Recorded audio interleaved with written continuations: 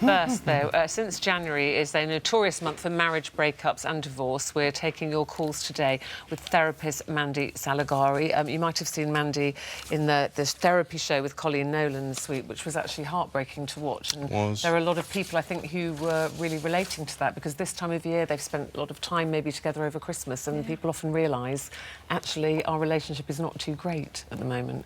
So the lawyers are always busy, but let's get on to Josie. Yeah, now, Josie, you have this... I was talking about this earlier today, and you can fall out of like with someone, which is sort of OK, as long as you don't fall out of love. And you still love your partner, but at the moment you certainly don't like them. Yeah, that is exactly it. I love him, otherwise, if I didn't, I would have just kicked him out by now. But I don't like him. I don't...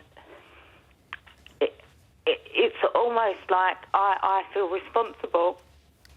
Oh, love, Josie. Sorry. No, don't be sorry. No. That's why this lady's here today. Now, she'll talk to you. He is still the person that I fell in love with, 10 years ago. Yeah. I've grown up, and I thought we were going to grow up together. What's he doing, Josie, that's making you so upset and saying that he hasn't grown? What's he doing? When we do argue, I feel like it's too spiteful. He says things that can't be taken back, and he gets over it. And he's over it, and he's fine, and I don't get over it. It's too upsetting. I think about it for days. Yeah. It's nasty. The things that he says are nasty. Yeah. Well, look, let's get Mandy on this. OK, hi there. I'm sorry to hear that you're so upset. When I hear you talking, I'm finding myself wondering how much you like you at the moment. Genuine question. Well, I think that over the years that he's made me not like myself, because he's quite a controlling person. I mean, I think he wants to be controlling, but I'm not the sort of person that can be controlled. So I think that he puts me down so that I'm not... I mean, I used to be really confident and really outgoing, and then I had children and I put on lots of weight, and I sort of stayed in, and now I'm like... Sorry. No, you're right. I'm aware of the time, and I just want to be able to give you some mileage back for the risk you're taking of getting on the phone and talking to us here. What I hear you saying is that he's very controlling. Now, most of the time, people are controlling for a reason. It's usually because they don't like being vulnerable. And you then go on to say that you're someone who can't be controlled, but at the beginning of the call, you talk about how you've been controlled by this man because you feel that he is responsible for wearing you down from being self-confident and strong into someone who is today ringing up and crying on the phone. And I think that if you really know who you are and you really know your own value, then when he says spiteful things to you, it is your responsibility to defend yourself, not outwardly, but just to know that you aren't those things he's calling you, which means you can say, hey, that's not fair. Please don't speak to me like that. That's spiteful.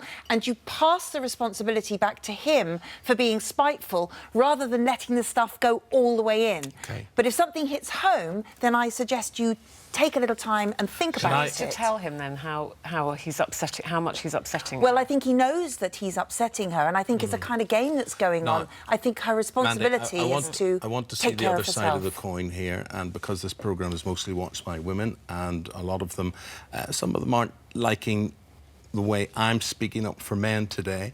I'm trying to say, not all men are bad men. Why do men always seem to get the raw end of the deal on this? Not all men are heartless, cold, loveless, the baddies in the relationship, or am I on a different planet? I think that women are great communicators, generally. I mean, I'm generalising. And I think that the emotional literacy is kind of fostered in women.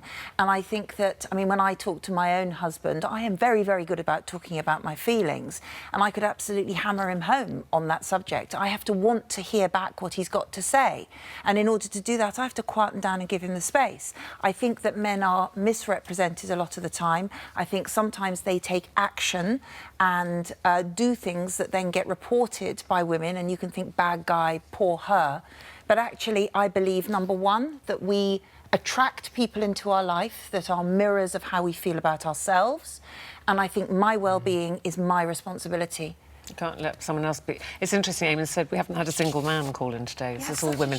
Talking of which, just want to Josie... reflect this. I just want to ask you a couple of things. Mary says, fair play to him, and a happy marriage is not all about women. Men have needs, and equality is the key, which I'd like to see reflected. But Katie said, I've had enough of him, and how does Ruth put up with him? Would you like to tell people how you put up with me as the only man involved in all of this? Because actually we were talking today about caring for your partner. Eamon's the most caring man I know, and I think sometimes you can come across as being a bit gruff and he banters a lot with me, but actually there's a very deep love there, and actually it's about saying nice things and doing the little things which you do all the time. So there you are. Take that.